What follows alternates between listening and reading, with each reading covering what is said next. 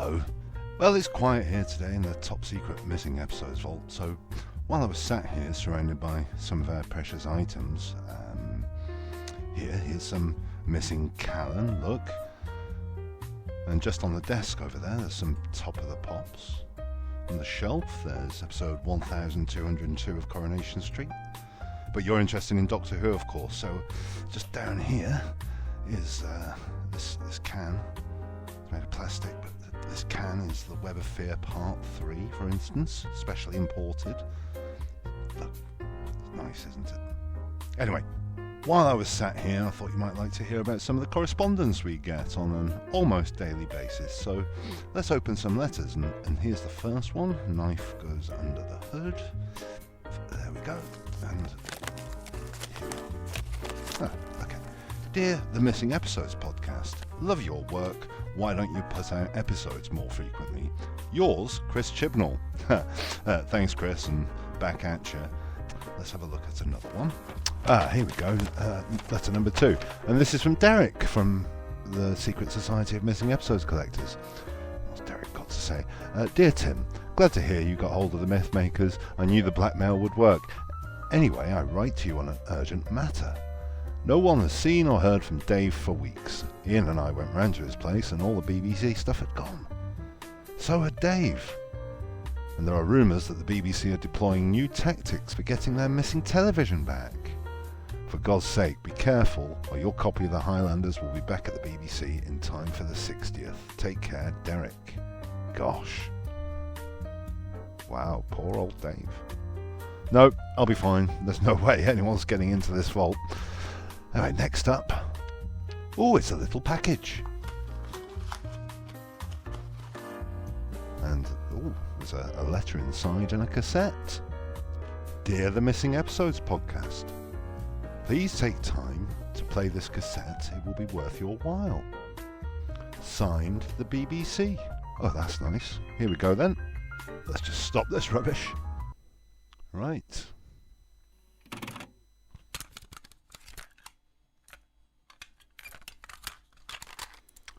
Okay, here we go.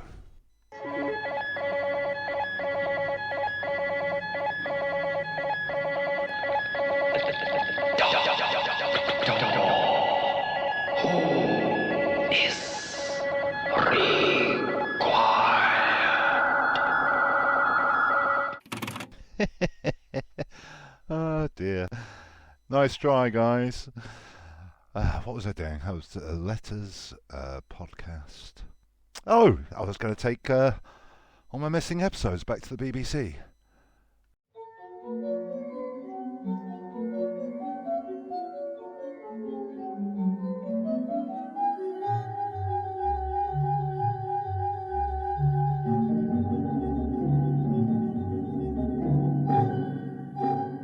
Hello and welcome to episode 13 of the Doctor Who Missing Episodes podcast, and this time we'll be looking at the final story in season 3, The War Machines by Ian Stuart Black, amongst others. And it's a rare treat because we're covering a story that's been recovered. Well, most of it has, so we can watch it all, or most of it. It's the first time since we covered the Time Meddler, and only the second time so far, and we'll have to wait until season 5 for the third time, so we have our work cut out ahead of us. This time in the guest seats, we have once again author, researcher and driving force behind the phenomenal broadcast history website Broadcast. It's New Zealand's John Preddle, and also joining us is Radio Free Scaro's Stephen Shapansky from Canada. So we are coming to you from 3 continents, which hasn't been that easy to arrange. Hello, John. How are you? Hello. I'm very good, thank you. And I'm not incontinent. Thank you very much. Stephen, how are you? I'm well. I haven't helped at all, and our country hasn't helped much in the terms of missing. Actually, no, that's a lie. Canada did return some color John Pertwee episodes of the 1970s. So absolutely. So we've done our bit for now. For missing episode until we dig into the CBC vault to find a clean, unblemished 60-year-old copy of Marco Polo. Then yeah, that's all we'll have so far. Yeah, Marco Polo. You've got to contribute Marco Polo. It's obviously there. It's obvious. Yeah, the CBC never gets rid of anything, so it's clearly there. Fair dues. Yeah. So, The War Machines. As I said, we're at the end of season 3 and nearly at the end of the first Doctor. And as we said in The Savages, but more so this time perhaps, The War Machine sees the changes being ringed from the off. It's the first truly earthbound contemporary story when they're at full size. And this will in time become the default setting, so it's going to be interesting seeing how they tackle this time. The troubled Dodo era is ended, and we get new groovy companions. It's the first in a run of sci-fi concepts inspired by Kit Pedler. We get the army for the first of many, many, many times. We get our first bureaucrats and corrupted scientists. And we get new, for the first time, bespoke title cards. And for the first time, we get to learn the Doctor's surname. So it's the beginning of a new era. The first story commissioned by Lloyd and Davis in their own right. And it's written that there was a desire to bring in more science. And perhaps this is at the expense of sort of character-driven drama, which we'll explore as this era goes on. So Jerry Davis goes hunting for a scientific consultant and eventually lands on Kit Pedler, who himself was a science fiction fan. A bit about Kit Pedler: he's an eye specialist, bit of a polymath when it comes to science, and he had appeared on Tomorrow's World BBC Radio and was writing articles for The Guardian, so he was in the zeitgeist, as it were. Now, apparently Jerry Davis had a sort of stock idea that he would bounce off prospective writers, and that was what would happen if the post office tower was overtaken. And apparently everyone else would give rather a bland story, although I'd like to hear them. But he was impressed by Pedler's idea of a rogue computer that deemed mankind no longer necessary. The story outline was quickly drawn up and handed to a Pat Dunlop. Do we know Pat Dunlop? Have we found Pat Dunlop in any other things, chaps? I have never heard of Pat Dunlop apart from this. I understand that he's a relation of Leslie Dunlop, who was in Frontios. I may be corrected on that point, but other than that, it's not a name I'm familiar with. I don't recall. I think he wrote for Joe 90 and maybe some other Jerry Anderson shows, but yeah, some secret service, I think, and that was later. Right. He was just another writer whose name would be on everything. Writer for hire. Yeah. Dr. Finley's casebook, etc. Anyway, he was tasked with drawing up 4 scripts for Doctor Who and the computers, and I love how naive these early stories sound. But then he quickly asked to be withdrawn to allow him to work on a TV show called United. Speaking of missing episodes. Yeah, which was Brian Hale's baby. And yeah, speaking of missing episodes, if you think you're hard done by as a Doctor Who fan with 97 missing episodes, United has hundreds of missing episodes. In fact, there isn't an episode that exists. Not a one. Not a one. Nope. According to 2013's Omnirumour, though, it was found in full. Which would indeed need a shipping container. Is there a missing episode for United, the podcast? Yeah. It's just called the United Review Podcast. And is there a United base forum? I doubt it, but if anyone wants to start one, I'll come and watch out of morbid curiosity. Yeah. So Pat Dunlop withdrew, having written a treatment, and they drafted in Ian Stewart Black, who we talked about last time because he'd just written The Savages, and therefore this is the first time in the series history where a writer has consecutive story credits. Quick quiz, what's the next time? I would say Boucher? No, David Fisher. It'll be David Fisher, won't it? From Stones of Blood, Androids of Tyra? No? Chris Boucher. Stephen got it. Oh gosh. Stephen got it. Humble. Face of Evil. Correct. Robots of Death. Shocking. Credited, of course. Malcolm Hulke would write 2 consecutive stories, essentially, with Silurians and Bastards of Death, for the most part. You could probably say that Terrence Dicks was, because he pretty much Terrence Dicks. he rewrote the entire Yeah. third Doctor era. 27 consecutive stories written by Terrence Dicks from War Games through to Robot. Yeah. So that's a rattle through the writing, and we'll perhaps pick apart what we like, don't like, what we observe about the plot and so on as we go through. But I've got nothing else to add about Ian Stewart Black that we didn't say last time, unless you chaps have. We just did a mini scope on Radio Free Skaro on Ian Stewart Black on the writing, because he was what didn't he work on Danger Man and like was sort of a confidant of Patrick McGowan there, and I think those themes sort of come out more in the Macro Terror. But there is a certain, fighting against a higher superpower. You could almost see Wotan as number one in the Prisoner in this. Yeah, I find that War Machines. Everyone sort of says, "Oh, it's the first." As you were saying, it's the first time they did this. Contemporary Earth, the army, bureaucrats, corrupted scientists. It feels like the unit era, but they back into it. They don't know they're creating a new era. That's what's so fascinating about the War Machines. They accidentally land on what Doctor Who's going to be in 4 years' time, but they don't do this sort of thing until basically the invasion again. The Web of Fear. Or Web of Fear, rather. Yeah, Web of Fear, yeah. Yeah, sure. I mean, I was thinking about this. I was going to touch on it later on, but I'll do it now. There's a sort of inevitability that when you set a story on contemporary Earth, the last thing you can do and the only thing you can do is get the army in.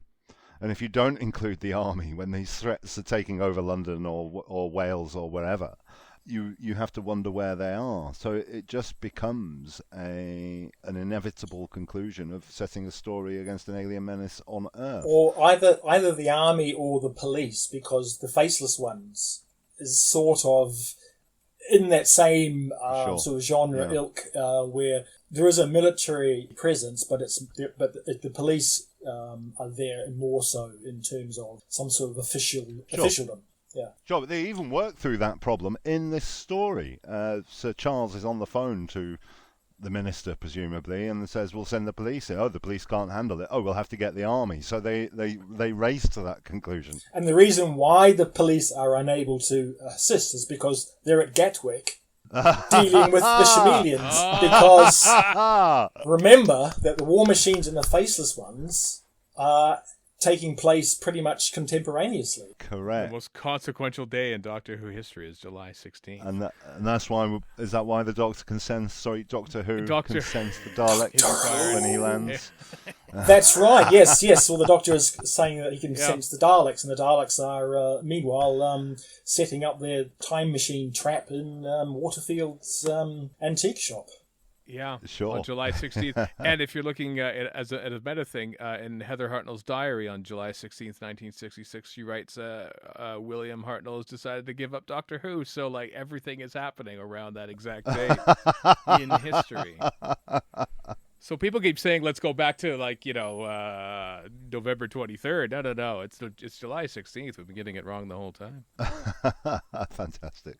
And it's a debut for the director Michael Ferguson, an early TV production for him.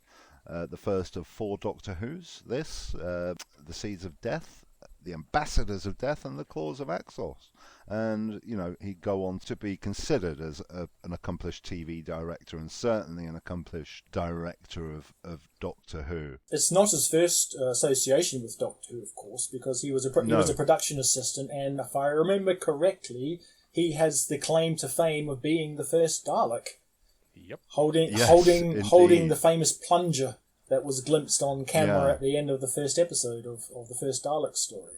I think in terms of his direction, Douglas Camfield gets a lot of kudos for his style, but Ferguson certainly shows off, particularly on his location work. He knows how to move a camera and how to get the most out of using different angles and techniques. Like, he has reflections in the water, and there's glimpses through windows, that sort of thing. It's very, very, very stylistic. Yeah, some interesting low shots, aren't there, and high shots. And you see the beginning of some trends, like the way that it's not quite the sunset shot that you see later on, but you see the sort of the War Machine coming directly to camera, kind of like later on you see an Ice Warrior in Seeds of Death, or you see an Ambassador in Ambassador's Death sort of menacingly coming towards you on camera. I thought there was a lot of similarity to that. It's interesting watching how TV production evolves at this time, because I think you get people like Richard Martin, who I don't, is not very good, but is very much a kind of more theater-based director, in that he's just sort of letting the performance happen, and just as long as it happens within the confines of the viewfinder, then it's good. But then you get people like Douglas Campfield and Michael Ferguson, who are actually like trained to work in television to make a proper, good-looking production, not just sort of came in from theater and stuff. And it's nice to see artistic integrity is alive and well in Doctor Who. And I think too, Ferguson was certainly there during new periods of innovation, because Seeds of Death is the first Doctor Who story to make use of zoom cameras, and also Ambassadors was one of the first production, and particularly with Claws of Axos that he later went on did with CSO. So there's a lot of experimentation, as you said, in terms of trying out new techniques with the new technology that's coming into use at the BBC. Yeah. So they're taking advantage of these new techniques and new equipment. Let's go for it. Sure. It's quite hard to judge the War Machines on balance, especially in the action scenes, because they cut to ribbons. As we'll go on to say, the restoration team in the 2000s have had to use some clever techniques to sort of make it full length to match the soundtrack. So it's quite hard to judge. I found myself a bit distracted by the sounds and the noise and the cacophony, and wonder if that might have been handled a little bit more deftly, but hard to say. That might just be my sensitivity as an old man. One of the unusual things is obviously there is a stock sound effect that was used for computers in those days, because that sort of weird sound effect that's used appears in pretty much many films and other TV dramas of that period, and it's kind of off-putting. I don't know whether you've ever seen the James Bond film Goldfinger, but the whole sequence at the end, the big fight scene at the end, where Bond is trying to disarm the bomb, Wotan is clicking away in the background, sort of during that whole sequence with that same sort of sound effect. So it's kind of like very much a stock footage, a stock computer sound effect that was used.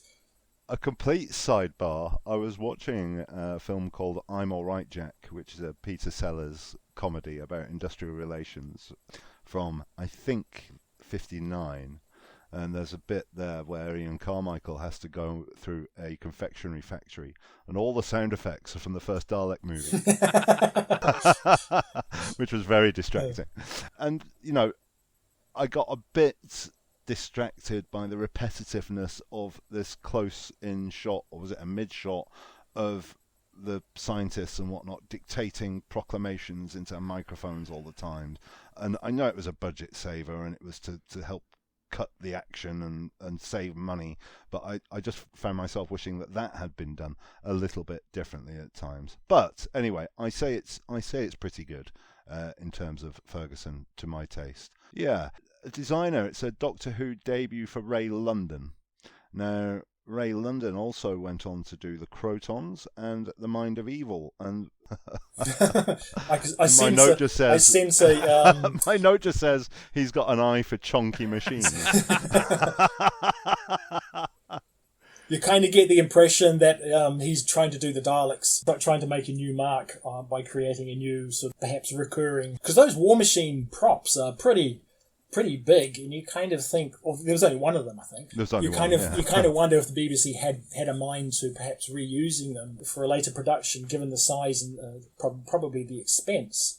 It's a lot of detail to go into for something that's a one-off. Well, see also the mechanoids in the chase, but given that they made four of those, true. Yeah. And they were equally as unwieldy, and they never went anywhere. Maybe they learned their lesson. Instead of making 4, make 1. And if it's a hit, then we'll make more. But don't make 4 and never use them again, because we're still paying that off.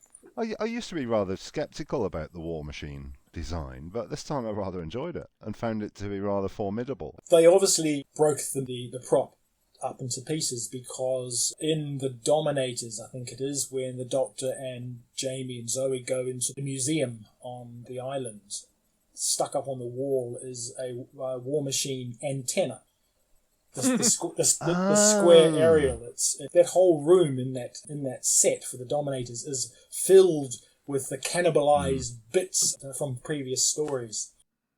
Yeah, there's a cyber ship on the ceiling, isn't there, from the invasion? And there's a item from the Space Museum in this as well, in the warehouse scenes. So there's a history of reusing of props in Doctor Who. All those computer consoles that are in the warehouse, there's a website that goes into huge detail of people prop spotting previous and post appearances of those computer panels, all the way from the Bond films to Adam Adamant to Blake 7 onward. They're everywhere because they were hired in from Shepperton, I believe, or from Trading Post. There was a prop warehouse that hired out these things for film and television. So, John, I'm going to need you to send me that website because I need to stay awake tonight just looking at where these props have been located. So, I think it's where Rhys Williams, who was with us last time, spends most of his days, actually.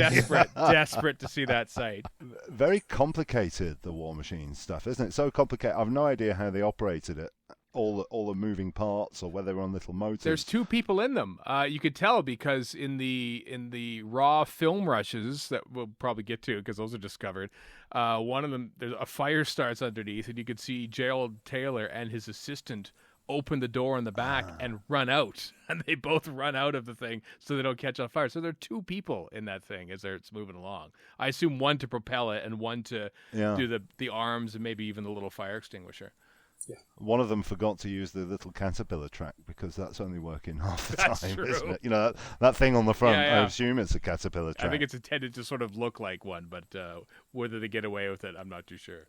I found the ability to sort of, whatever they do to stop the soldiers' guns from working, by exciting the metal or whatever they do to jam the guns, I found that both a really good idea and terribly badly enacted on the screen to the point where it's not quite clear, and wish they'd done something a little bit more explanatory about that, rather than just wondering whether there's a sound effect missing for the first few times, and then after 4 or 5 times you get a soldier puzzlingly looking at his gun and you go, the guns aren't working.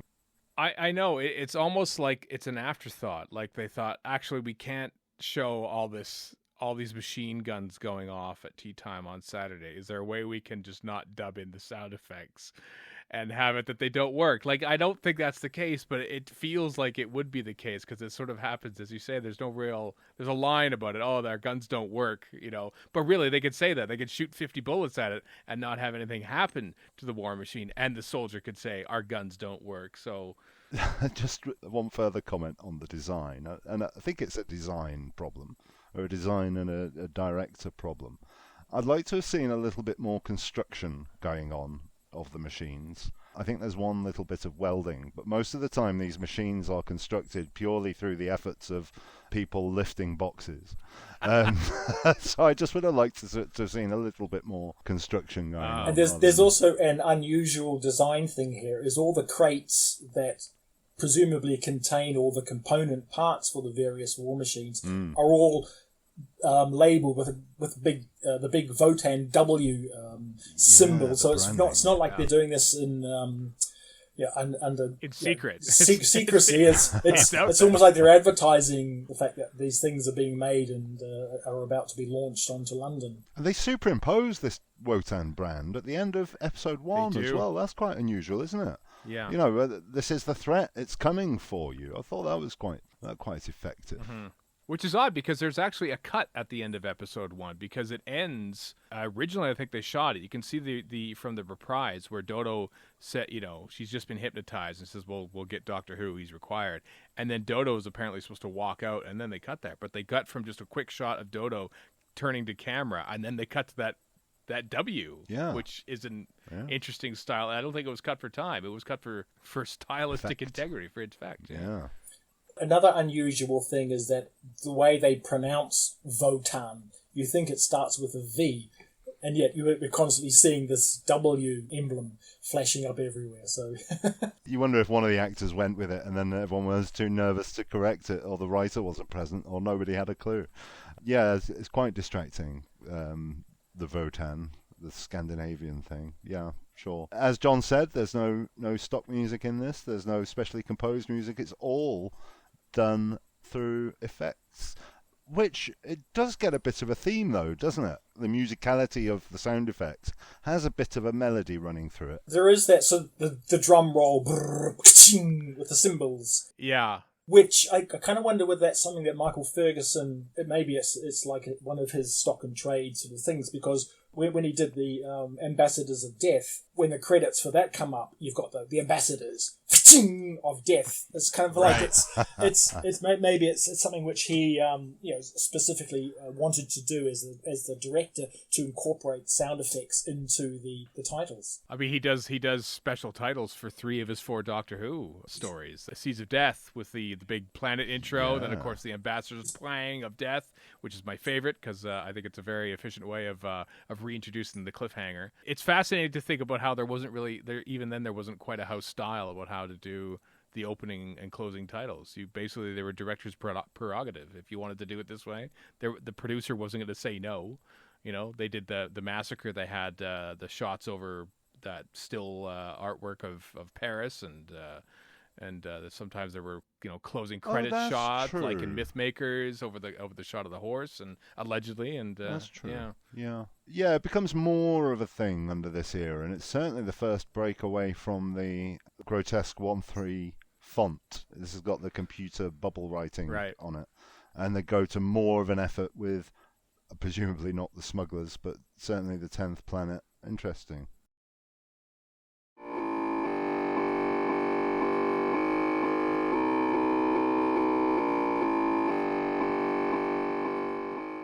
Let's have a look at some of the themes here and the story and give our thoughts on that. It's the first use, I think it's the only use in Doctor Who, of the Post Office Tower. This was opened in 1965 for use by the Post Office, and opened to the public in 1966, just months before this went out. So it was certainly in the zeitgeist. In fact, 1 month before this went out. It opened on May the 19th, and this went out in June. So, the Post Office Tower was conceived under a Conservative government, opened by a Labour one under Wilson, who embraced it as part of a technological new age, and it was built as a mast for the transmission and receiving of microwave signals, which necessitated it being the tallest building in London. And in preparation for this, I watched the Little Blue Peter feature on it with Christopher Trace going to visit it, and he said it had to be tall because microwaves can't go through things. It was quite straightforward. So yeah, a nice trendy new setting. The theme is computers. Now, is this the first computer situation in Doctor Who? I'm guessing it is. Differentiating between robots, I guess. Because the mechanoids speak very much like you would think computers would speak like. But they're not computers, though, are they? Sure, but it's the first computer villain, isn't it? Other than the odd robot here and there. And it is, even by this time, a sci-fi trope where you have a computer or a civilization of robots that go bad. They start to exceed their programming, and it's pretty much what you do with them, isn't it? What I found interesting was the idea of computer networking, this time via telephone call. And networking was very much in its infancy. It had happened before, but certainly not prolifically. And I think it just shows how Pedler was tapped into scientific development at the time. It's an idea which now seems both cliched and sort of prescient, and it's the kind of story that would work well now, and wouldn't have worked in the 80s necessarily, or the 70s, but you could do a similar story now. So I found it to be quite, threatening. Yeah, and the notion of distrust of computers carries on through Doctor Who, and basically all of media through until basically the end of the 1970s in fiction and stuff. Like, it gets even more overt, I think, later on when Patrick Troughton's Doctor is very adamant that he hates computer, literally says hates computers. And that's kind of stemming from this mentality from people about computers in the public. For some reason, they distrust them. Well, we think it's probably cliched now, but to viewers back in '66, it was probably quite fresh. I think also in what was happening in the cinema at that time, 2001: A Space Odyssey was still a couple of years away. It was being produced, it was being made in 65, 66. So you've got the HAL 2000, and there was Colossus the Forbin Project, which was an American film about a rogue computer. There was Demon Seed, but I think that's from the early 70s. So there was certainly film and television that was getting in on the act of rogue artificial intelligence, because I think at the time it was so new, people weren't aware of it. I don't really know much about literature in terms of written science fiction, so there was probably a lot of stuff like that from Arthur C. Clarke relating to computers as well. And other writers. So it's not necessarily it wasn't necessarily a new thing, but it was certainly, in terms of for television, I think was very, very much a very fresh thing to dramatize. And the Doctor isn't very cynical about it from the off, is he? He's more impressed and mystified how it could know it's a TARDIS, and he isn't bitten by them yet. Yeah. So he goes into it quite wide-eyed, I think, versus Troughton, who, articulates, "I hate computers." Even Pertwee does that. Yeah, I think in Inferno, when Stallman says, "But the computer is saying this," and Pertwee says, "Don't listen to the computer man." I know. There's another difference here as well, and I was going to come to it later, but I'll come to it now, is that the bureaucrat, Sir Charles, is his best mate. It's been alluded to that they knew each other beforehand, but that's not necessarily true. But certainly, after a brief encounter, he's being invited round for late-night drinks and stays the night. And he puts his arm around him on a couple of occasions, and it's like you could really lean into this a little bit. Yeah. So this is something that would change, and this is a storytelling mechanism they would introduce later to make a more complex story. But in this one, it feels almost respectful to the authorities, I think, in a naive 1960s sort of way. You must be respectful to the civil servants. The minister turns up, and he's a very receptive chap. And, they're all on the same side from the off, apart from a little bit of a friction, a tension over whether Wotan should be shut down. But, yeah, Sir Charles is his best mate in this, and that would change later. They would bring in always that dynamic of the snarky civil servant later on. He's almost an early version of the Brigadier in terms of the relationship. Yes, he is. Yeah, he needs someone alongside to help marshal the Earth resources in a way, doesn't he? Now, it's set in contemporary London. How do we think the audience would have felt about this? Can we possibly discern it? Do we feel a jolt when we watch it now? I think if you watch as I have been doing yet again on yet another pilgrimage for me. I've been watching one episode a day leading up to the 60th anniversary. And then when you finally land on this episode, when you've watched all of Doctor Who coming up to that, it does feel like a jolt. All of a sudden there's London, and there's Bobby's, and you're going to a nightclub, and there's I dig your fab gear, and suddenly it feels like an entirely different show. And poor Doctor Who there, the character is kind of left behind a little bit. It feels like the show is leaving the current cast behind, and it's sort of more interested in the contemporary characters and themes. Yeah. Bear in mind too, this is 1966, so things like Adam Adamant and the Avengers were, particularly the Avengers with Emma Peel, those were very, very popular shows. So you kind of get the feeling maybe that they're trying to emulate that in terms of. Mm-hmm. They certainly are. So it may not be necessarily a jolt, simply because there were a lot of other shows on the air being shown on British television at that time anyway. So it was almost like it was sort of just playing along with what else was being shown. It's also, not for the last time in Doctor Who, heavily leaning on Quatermass again, with the trappings of a press conference. Mm-hmm. There's a lot of press conferencing going on in Quatermass and the Pit, and the feeling of the Doctor stuck in a room with Sir Charles and debating things. It feels a bit Quatermassy. And the use of newscasters. They've got Kenneth Kendall, who was familiar to me from a different show growing up. But yeah, the use of newscasters, which has been done loads of times in Doctor Who, was very much taken from Quatermass. I think that's just a way of getting across a lot of exposition, and also a way Absolutely, of just getting across. That's what exposition is: getting across plot points by having a news announcement. You kind of encapsulate action that's happening off screen by cutting to a news reporter filling in the detail that we haven't seen. It's the telling, not the showing. It's also showing the scope of the incident in question, that it's actually like we can't show Londoners fleeing from this menace of the war machines, but we can tell you that it's happening because a trusted newsreader is actually telling you on the news. That's something that Russell T Davies starts doing when he brings the show back. It's a thing that carries on in the 21st century.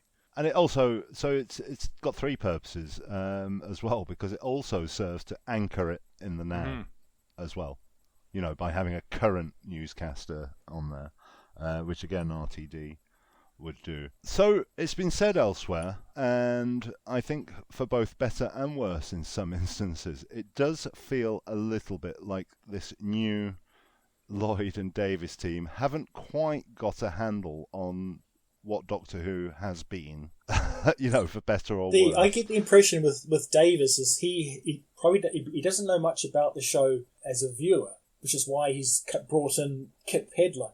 But he's also the one who introduced the concept of the Doctor being called Doctor Who, because he not only allows the Doctor Who is required, etc. Dialogue in War Machines, but there's the A Secret Will Die With Me Doctor Who note in Underwater Menace, and Power of the Daleks was originally called The Destiny of Doctor Who, and you've also got the Dr. Von Veer joke in Highlanders. So there's a carryover there of Davis, of his belief of what the show was or could be. It's a very hard line drawn between the Davis era and the Tosh era. Usually when a new script editor comes in, they stamp their mark on it straight away. And the division between the Wilds and Tosh and the Lloyd and Davis era is very hard. Yeah. And this Doctor Who thing isn't mentioned again in the classic series. It's jokes about Doctor Who, beforehand and later. But it's only Davis who seems to think that he should be called that on screen. Any argument falls down when you watch all of the credits, of course. It's always Doctor Who. But interesting how he runs with that, and no one quite cares enough to correct him. There's an interesting thing I've noticed, having watched The Savages and then this. There's a sort of shorthand way of getting them involved in the story that goes on, whereas previous years of Doctor Who it would be more focused on perhaps how the Doctor gets immersed in the environment in which he finds himself. But in the previous story, he got in amongst the civilization because he was expected they'd be tracking him, and they don't go into a great deal of detail about that. And then in this one, he's just off to the post office tower, and after 30 seconds, they've cut out him explaining that he's a computer scientist, and he's in. They've gone for 4-parters, and it seems to me that this is, just a handy way of telling more adventure story and less sort of character-driven stuff. In his novelisation, Stuart Black expands on that by having the Doctor addressing the Royal Scientific Society, and that's where he meets Sir Charles. And so there's a whole backstory of them meeting and the Doctor being invited. So there's obviously a gap of maybe several days in the novel, and yet in the TV show he just suddenly appears on he's straight in there. So it's almost like what Pertwee does. I think Ian Stewart Black was a fan of the show, and I feel like he's writing the Doctor as if everyone else is a fan of him too, because like you said in The Savages, it's like, oh, we've been tracking your adventures across the stars, as if they've been watching him on TV, and like, oh, of course you're Doctor Who, come on up, we already know of your adventures, you need no introduction here. It's almost got that sensibility to it. That's almost like what you get in the comic strips. Yeah. In the TV comic strips, you've got characters going, "Oh, hello, Doctor." Hello, Doctor Who, as if they have been watching him on TV. Yeah. It's a similar sort of narrative.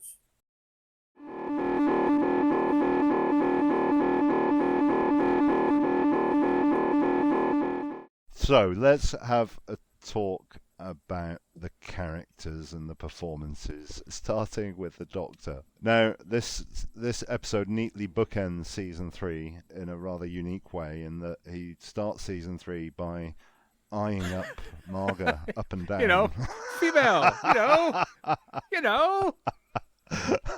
Feminine. and You know. And he ends season 3 by putting on his monocle to eye up Polly. So yeah, nice bookends to season 3 in a sort of pervy old man kind of way.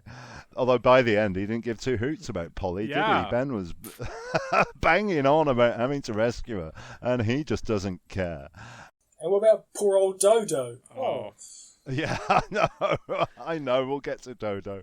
This is interesting because this is the sort of start. Like if you watch 10th Planet, it's the Doctor standing in one room while everyone else does everything. I don't know if that's a plotting element or it's because Hartnell was starting to feel it and couldn't be trusted to handle as much. Yeah. And here it is. It's like basically the Doctor in a room telling Ben and Polly about what's going on. Ben impulsively runs off. The Doctor says, "No, don't do that," but Ben does it anyway. And now you've created some action for Ben to do to get the plot going forward, while the Doctor is basically just standing in the same room. Yeah, he has two episodes standing still, Absolutely. waiting for people to turn up. And I don't know if that is down to plotting on purpose or trying to basically write around William Hartnell. I don't know what that would be in this part of the show's history, but I wouldn't be surprised if it was the latter. But having said that he's static for 2 episodes, he does get involved. He has a terrific cliffhanger at the end of part 3.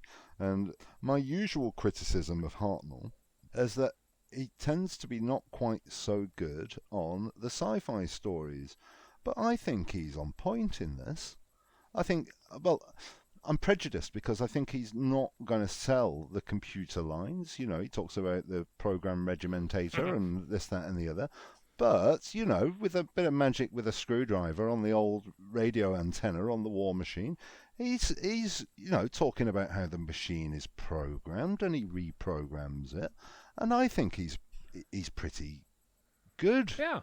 In this, and a sci-fi, and I wouldn't find myself normally saying that, so I was quite pleased with him by the end, and he certainly doesn't come across to me as an actor who's on the ropes. You know, in this late season 3 stuff, he always seems to be proving a point and nailing it more often than not. I think it's possible that his performance has changed because he knows he's on his way out.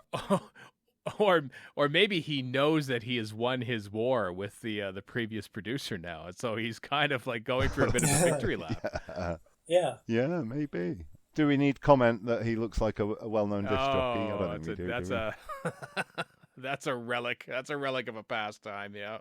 Yeah, okay. Look that one up if you're not sure, listeners. The other thing I had to point out, his magic ring is out again, isn't it? That ring which can redirect sunlight to open a lock and whatever else it's been used for. This time he's hypnotizing or de-hypnotizing Polly with it. So, you know, people complain about the sonic screwdriver doing so much, but that damn ring opens doors and flummoxes giant ants and everything. It's what doesn't it do? Anything else on the Doctor?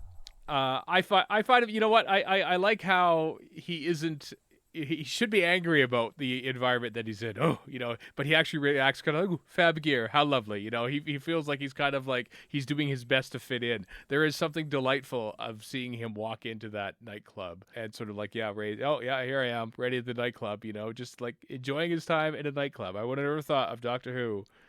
It's a much needed light touch. It really is. That, I think. Now, Dodo. Why'd you laugh, Stephen? Oh, I am fascinated with this era of TV production, if only because they are working from week to week. And if an actor's contract was up halfway through a story, then guess what? We're writing them out halfway through the story. And so she, you know, the fact that you would actually extend a contract to midway through the next story is just so fascinating to me. And so this one, we're not going to renew you at all, so we'll just write you out in episode 2. It's a trend, isn't it? With why couldn't they pre-film? Why couldn't they pre-film a departure? Exactly, but even then, we're jumping ahead a little bit to the Faceless ones, but to have basically Wills and Grace go out the same way that Dodo did in their final story is that I think they were contracted actually for 6 episodes, and they pre-filmed the departure, but they're gone by episode 2. Let's face it. It just seems so. Yeah, it's very sad, especially since how she came in to the show, given that. After such an emotional moment at the end of the massacre, and then it was just like, she left, and that's it, off screen. So Jackie Lane has stuff to do, and she does it okay, and she plays an important part for 2 episodes. It's a bit dodgy that poor old Dodo reveals the entire plot to the Doctor by accident. Yeah. When he's had his phone call.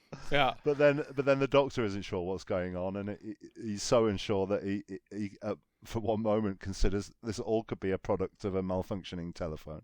But yeah, I mean, he does. He says, "I'm not sure whether this is the product of a malfunctioning telephone or Wotan is trying to conquer the world." But she does almost accidentally reveal the entire plan. Well, look, I keep saying this. I want to be a Dodo fan. I think she was terrific in the Gunfighters. I think she was terrific in the Savages. She had stuff to do in this, but I have to confess, once Ben and Polly turn up, I'd much rather have them on the screen. It's shocking, isn't it? It's kind of like when it's like when Ace turns up in Dragonfire, and you go, this is what a companion can be like, and it's a dangerous thing to introduce your next companion at the same time as your current and soon to be leaving one, because I watched Asylum of the Daleks and caught a glimpse of Oswin, Jenna Coleman. And I thought, I like her. She's got a nice little repartee with Matt Smith. And all of a sudden you're thinking, when are we going to say goodbye to Amy and Rory? Because I want the new shiny. And so, you're instantly drawn to Ben and Polly. And poor Dodo is just sort of left. I wonder how many viewers in the UK tuning in on these episodes at the time were aware that Ben and Polly were going to be the replacement. Possibly they were mentioned or announced in the Radio Times, but not everybody would have seen that. Yeah. So there would have been some viewers for whom the departure of Dodo and the arrival of Ben and Polly, particularly in part 4, was a surprise. Mm-hmm. Sure, and it's a delightful cliffhanger, isn't it, for the end of the season going into the next one? When Ben and Polly finally jump on board. But he hasn't been particularly attached to Polly in parts 3 and 4. Ben is far more integral to the story. But poor old Dodo. Well, it's also, I mean, Dodo is like basically the 4th attempt at a new companion for the Doctor and Steven. After Katarina, after Sarah Kingdom, you might even say after Brett Vian, after and Chaplet is all like everyone is tried and dispensed with, often in the stories in which they are drawn up, before they finally settle on Dodo, and then she's gone after 19 episodes. It's as far as I feel, so much as I feel sorry for her. I do a bit too. Now want to be watching the kids who get drunk and brawl in nightclubs. Rather than So Ben then, Michael Craze, I think he's terrific in this. I think he's really great. I think this is probably his best outing. Spoilers, but he's terrific. Action man, energetic geezer. Is he the first Cockney that's been in this show? Because one of the well, some weeks it was Dodo, but well, true. Because prior to that, and particularly with other BBC productions, it was very received pronunciation. The Queen's RP, English. So having a Cockney character like that is, I think, but he's certainly one of the first to appear in the show. That's a really good point, actually. Yeah, like not even just companions, but just outright characters, because even it's rare to see the working class in Doctor Who, especially in a starting portion of the show. I wonder if this is an Innes Lloyd thing, because in Underwater Menace you get an Irish character And then in Evil of the Daleks, there's Toby, who's very Welsh. 10th Planet, like it goes fully international in the 10th Oh, Planet. yeah. With stereotypes from all parts of the world. And then Highlanders, you've got obviously the Scottish. So with the arrival of Innes Lloyd and Jerry Davis on the team, as you say, the cast and the types of stories becomes a lot more colourful. I wonder if I am in no way a TV historian, but the kitchen sink dramas, which were sort of a popular thing at the time, is that perhaps Doctor Who is sort of trying to be a little less stuffy and having some very posh characters and having real people, real swinging kids from swinging London being the maybe to draw in that bit of viewership, I think, because as we were saying, Dodo kind of seems a bit old-fashioned and staid once Ben and Polly show up. Yeah, Cathy Come Home, which is heralded as the first really seminal kitchen sink drama on the BBC. That was November '66, so shortly after this. Mm. And quite interesting that they wanted to bring Dodo in with a regional accent and then quickly got rid of it. But yeah, kudos to Michael Craze. I think he steals the show. And then and then we have Polly, and it's inevitable we will draw comparisons with Dodo. But yeah, Annika Wills, an older character than Dodo, grounded, drinks in nightclubs and chats up sailors. Very posh. Well, in terms of the previous female companions, you've had Susan, Vicky, Dodo. I'm not going to count the short-lived ones from Master Plan, but certainly Polly is the oldest. Oh, no, Barbara, of course. Barbara, but there's a certain, the Doctor Who girl seems to be like the Susan type of template. Yeah. Yeah, so it's a change. Polly isn't a child, but she's certainly a flower child. Yeah, so I find her to be really refreshing and naturalistic and funny and all the rest of it. She doesn't have as much involvement as herself in this. She spent some time being a bit bland and brainwashed. But yeah, really exciting new couple of characters there. Wotan gets a credit. I love it. Absolutely love it. Why not? Why wouldn't you give it a credit? Yeah. Look, it's a great concept, I think, and it's potentially terrifying, but perhaps it's my lack of maturity that every time he says Doctor Who, it just completely takes me out of the story. I've got a pet theory about that, because Wotan's first words is Doctor Who is required. I think that his first two words are missing. He's saying, it is the Doctor who is required. Would that have been cut in New Zealand, John? It's a censor cut, yeah. Hasn't it tried to be explained that Wotan, being a computer, speaks the full name of whoever, of humans, and thus doesn't know the name, and so replaces it with basically who? Because he doesn't know what to say because it's a computer. That I've seen that one kicked around. That's a noble effort. Whoever came up with that. I don't know if that's me, if that's even Ian Stewart Black who tried to apologize that one away several years hence. But yeah, that's what I've heard. Sir Charles, do we have any additional thoughts on Sir Charles? I think we've covered him, haven't we? I suppose was it his son or his grandson? I think it was his son. Is the late great Michael Pickwoad, who was designer on Doctor Who for much of the Peter Capaldi era and so forth. Yeah, we get on to the three villains of the piece, as it were. Brett, Professor Brett, is it, played by John Harvey. Mm-hmm. Major Green, who's played by Alan Curtis, and Crimpton, Professor Crimpton, played by John Cater. Now, before we go on, I don't want to tar them all with the same brush, as it were, but they're all playing in slightly different stories. They are. I think. They really are. And they're all playing it different ways. So I don't want to pull the rug out, but this was a minor niggle I had. So you had John Harvey, who's a very established actor with no less than 50 film credits. It's the first of his two Doctor Who's. He's also in the Macra Terror.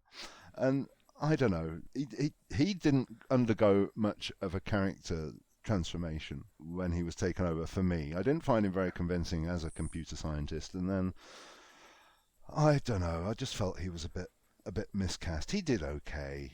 I think you're right. You kind of get the impression that the actors have forgotten to act like they're not possessed. They've gone through the rehearsal process of acting in a possessed voice, in a possessed way, but when they've come to do the actual filming, they've forgotten that they're supposed to be acting normal prior to being taken over by Wotan. So, there's some very stilted performances there. Yeah, so Major Green, Alan Curtis, again, I thought he was okay pre-brainwashing, but then I think he kind of forgotten.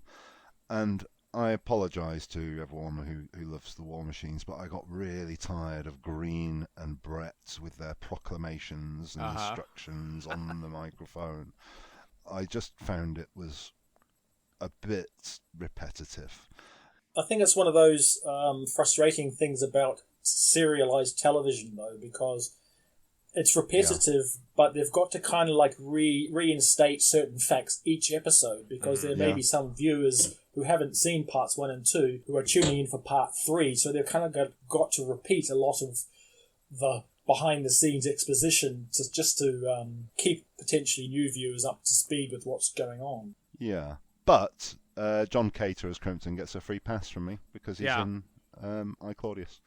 I only watched the first half of I, Claudius, and I don't know why. He's in the second. He only comes in the second half. I want to watch. I believe it or not, I've watched him in Duchess of Duke Street, and I thought he was good in that. He's in Kronos the Vampire Hunter. He's in The Woman in Black Captain Kronos as well. But he did great. I thought he did too. I look, especially when he's sort of trying to convince. No, there's nothing more important than human life. I looked at that performance and I thought, if this is a film version, that's Richard Dreyfuss playing that character. There was a very Richard Dreyfuss sort of energy, manic energy to it before he's sort of taken over. And I thought, machines cannot govern man. Yeah, exactly. Yeah. I feel like that's Ian Stewart Black shouting out from behind, basically using him as his mouthpiece, essentially, for that. And then he becomes brainwashed, and he is playing it brainwashed. The only problem is that the other two aren't playing it brainwashed. Yeah. So, they've not all had the same memo, I'm afraid. Mm-hmm. Back to Alan Curtis. This is a Toby Haydock fact, I think. He was an announcer at Lord's Cricket Ground for many years. There's one other Lord's Cricket Ground announcer in Doctor Who took over from Alan Curtis when he retired through ill health. And that is... Milton Johns. No! Oh! He's the other one. Oh. He's the third one who was more of a general cricket announcer. It's the guy out of Delta and the Bannerman who drives the bus. Oh, Murray I can't remember his name, but Murray the bus driver. I can't remember the actor's name, but who was the MC at the Delta and the Bannerman rap party. Correct. Yes, he took over from Alan Curtis as the announcer. Johnny Dennis. Johnny Dennis. That's his name. Yeah. So thank you, Toby, for that. So one of the requirements to be the announcer at cricket, Lord's Cricket Ground, is you had to be a Doctor Who at least once. I understood. Indeed.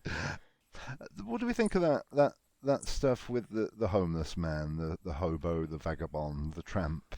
I found it really touching and a bit disturbing, to be honest, and curious, because they gave it a lot of screen time. Thoughts on that stuff? I think, in a way, there's been a lot of misunderstanding about who this character is, because you get there is a continuity error, because he gets killed. I think they say it's at 3 a.m. in the morning, and then within a couple of hours he's on the front page of the newspaper, complete with a photograph. Presses. Yeah, I know. But it's in the dialogue, but it's clear that he's just been released from prison. He's been in prison for 6 months. He says, this has been. He's looking for somewhere to doss down for the night. He says, the warehouse it's better than what he's put up with for the last 6 months. I've only just come out. He then says, moments before being killed, that he's just come out of hospital. So here's a guy who's had a pretty terrible life, and suddenly he's killed after being either released from hospital or being released from prison. And this is his first day of freedom, and he's dead.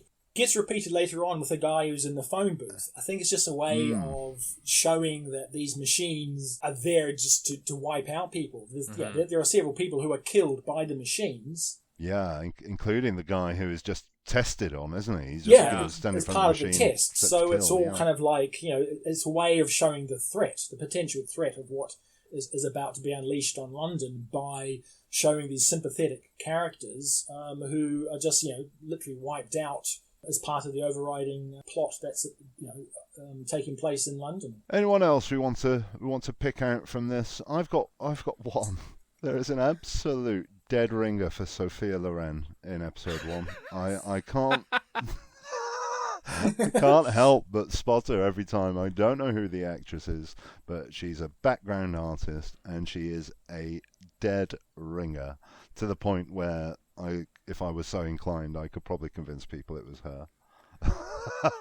So look out for that one at home. Just in the press conference, when the guy out of the Ambassadors of Death is asking his question, she's just over his shoulder. Let's give our summarising thoughts on the War Machines and give it a bit of a review. Who wants to go first? I'll go first. I like it. I'll give it a 4 out of 5. Excellent. I also like it. I don't know if I'd. I don't have a number value handy, but I think it's a quite good story. And dovetailing to the missing episodes aspect, I think this story was my first inclination that something wasn't quite right, because I was watching all the stories leading up on YTV here in Canada. And, I said, I skipped a couple. I guess I just didn't have them or whatever. But then once they went from the Time Meddler to the War Machines, I thought, wait a second, what is happening?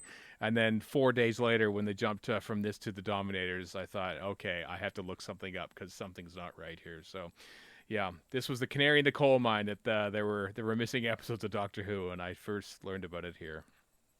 Sure. Well, look, I think out of the three of us, I'm possibly the only person who's led with disparaging remarks about it. It fairly rips along in part 1. It gets a bit stodgy in the middle for me.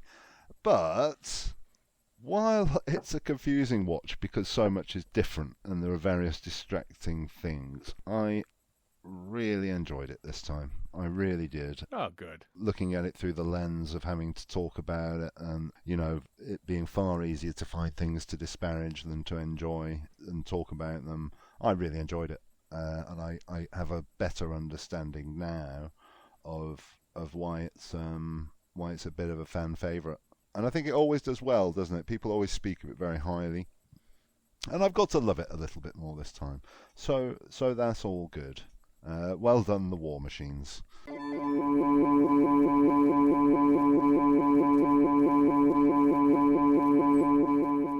On to the missing episodes aspect. And as we said at the top, we have this.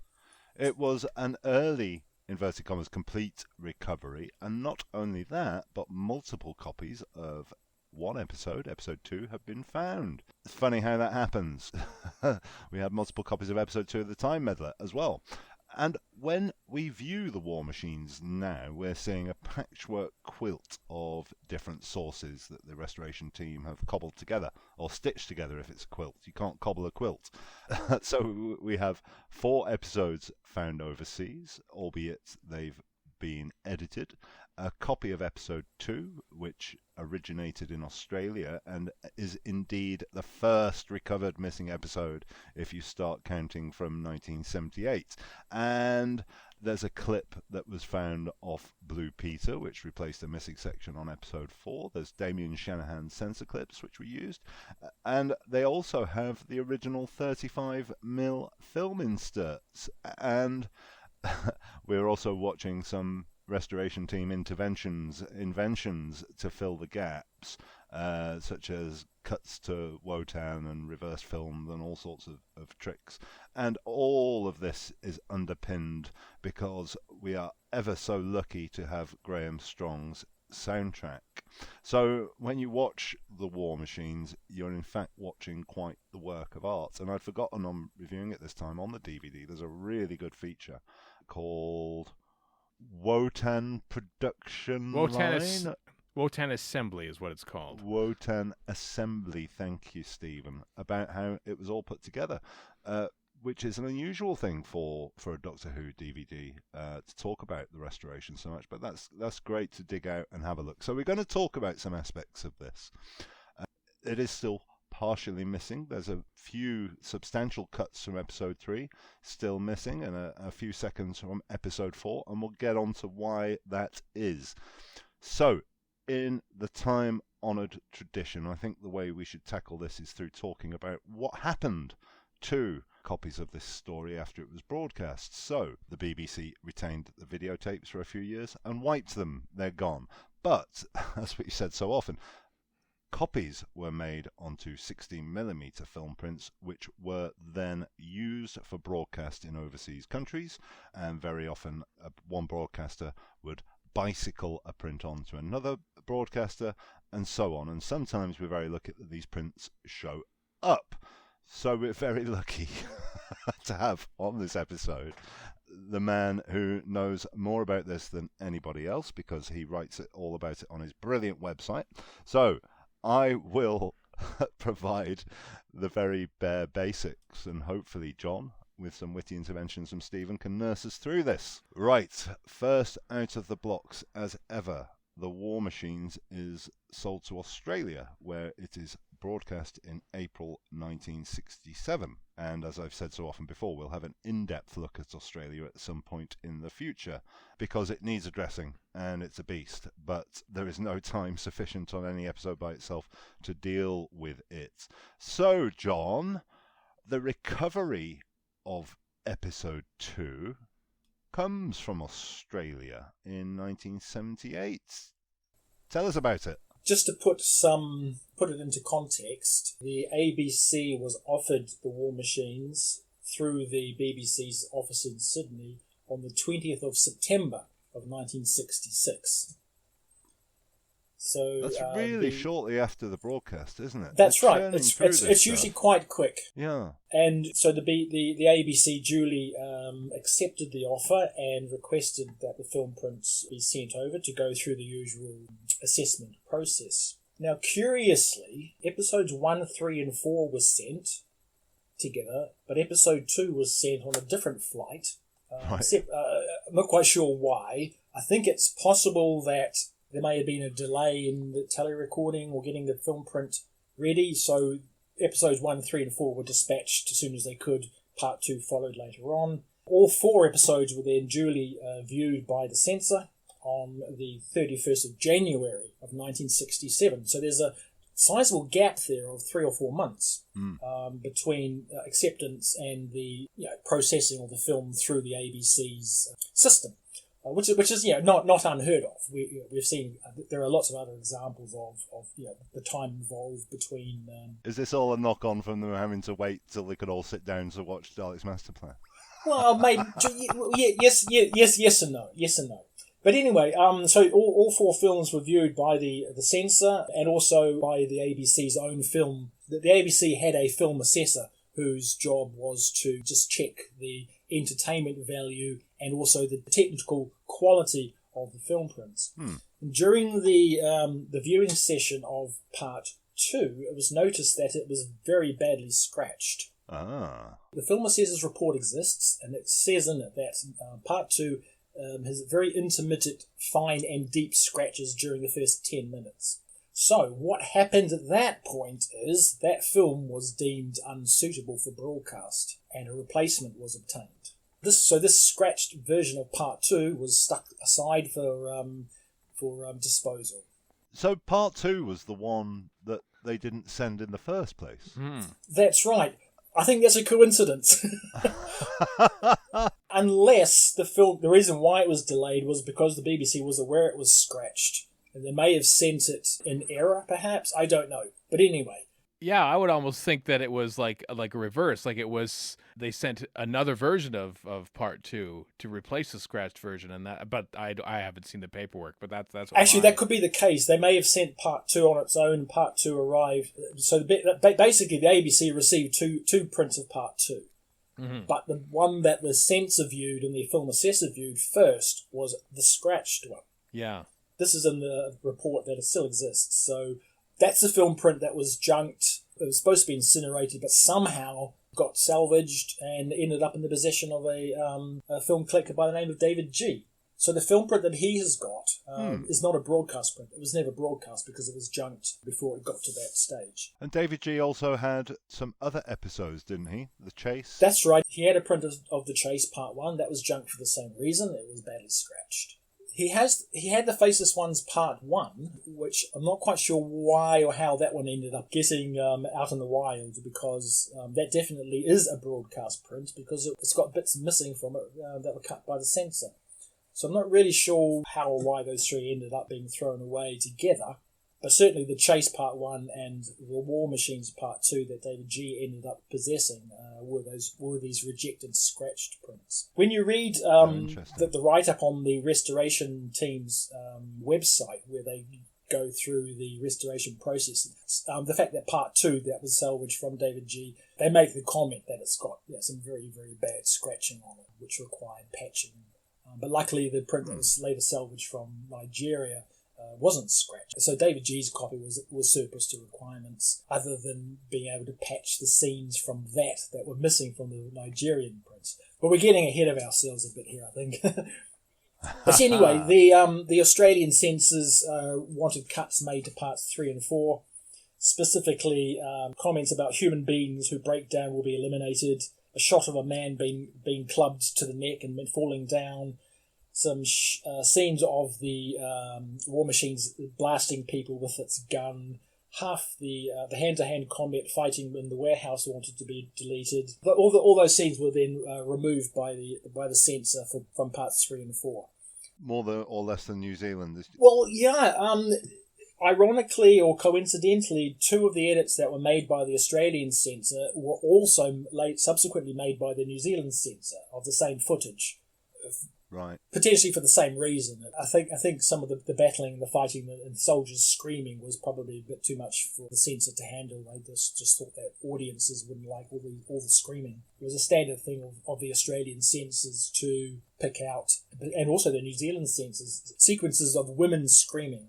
There's a lot of that being removed from episodes. I mean, Underwater Menaces is a good example. There's a whole sequence of Polly about to be turned into a fish, and all her sort of cries of terror were removed by the Australian censor.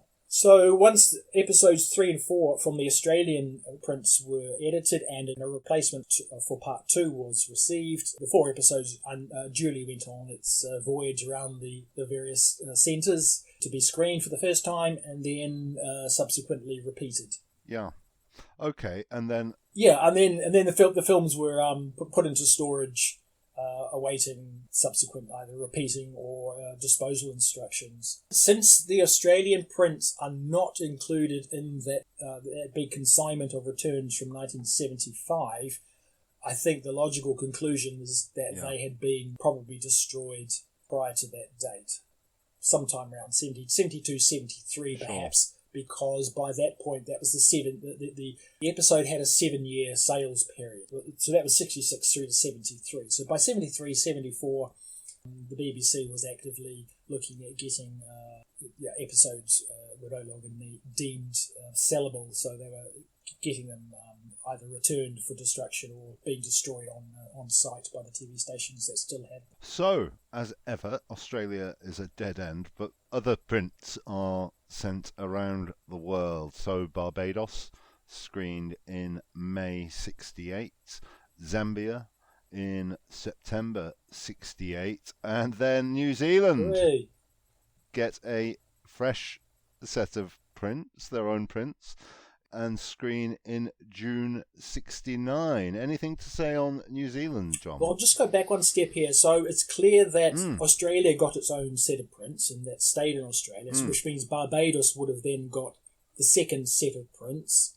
It's likely, therefore, that these were bicycled on to Zambia just simply because it's the third country along the way, and the sale to Sierra Leone wasn't until 1970, so I don't think the Barbados prints would be sitting around for much longer. So I think from this we can conclude that there was a print was used in Australia, a set of prints was sent to Barbados, and a set of prints were then sent to New Zealand, and that's all there were, just those 3 sets, which were then bicycled around to the subsequent TV stations. So Barbados to Zambia, from a geographical, that's quite a distance. Although you have to also remember that perhaps Barbados may have sent them back to London, and it was London who sent them on to Zambia. But Sure. there's only a gap of it's May to September, so we're only talking about 3 or 4 months here. So it's more likely that Barbados was instructed as soon as they'd finished broadcasting the episodes to send them on to get to Zambia. The films eventually got to Zambia. So when the films arrived in New Zealand, of course, the films underwent the same process as they do in Australia. All 4 episodes were censored by the New Zealand government censor on the 7th of May of 1968. All 4 episodes were given a G rating, but episodes 2, 3 and 4 had cuts made to So G is good to go. General audience. general audience. The same with Australia. That was also a G with cuts. Sure. And so the censor, I'll just run through quickly what was requested to be removed from the censor. From part 2, they wanted the shot of the bottle and the pad to be used in the kidnap attempt removed. So that's the shot where you've got the man in the white coat holding a bottle and the chloroform bottle. For some reason, they didn't like the shot of a bottle of chloroform in close-up. They reduce and delete the sequence. Why? Would they rather they just think that they're going to knife him or club him to death? I think what it was that a lot of the cuts made by New Zealand censors were deemed to prevent antisocial behaviour. So I think maybe they thought that people watching this may get the idea to go around chloroforming other people. So. But anyhow, for some reason, that shot of the bottle of chloroform was deemed to be inappropriate for television viewing on a late afternoon. Reduce and delete the sequence of the tramp being killed. Delete the demonstration of the man being killed, and delete the view of him on the floor. And that's the sequence of a man being shot by the test of the war machine, and then there's a glimpse of his body lying on the floor. From part 3, it was deleted the machine's program to attack all forms of human life, which is the same shot that was removed by the Australian censor. Just quickly, John, did the Australians not touch episode 2, or do we have a complete episode 2 because that print was rejected? No cuts were made to part 2 at all. Part one and 2 of the Australian went through without any cuts. And also cut from part 3 was the same comment, all human beings will be eliminated. That was also removed by the Australian censor, and also the attack on the troops in the warehouse. Although in the case of the New Zealand censor, they removed a lot more of the footage than what had been removed from the prints that were in Australia. So you can see that what the Australian censor did was they cut a bit in the middle, whereas the New Zealanders cut the bit in the middle, but the bits on either side of it as well. So it's like... And then in part 4, they said to delete the killing of the man in the phone box, and then delete the remark by Polly about being killed by Wotan. So basically, it's a lot of sequences of people being killed, or dialogue to the effect of people to be killed.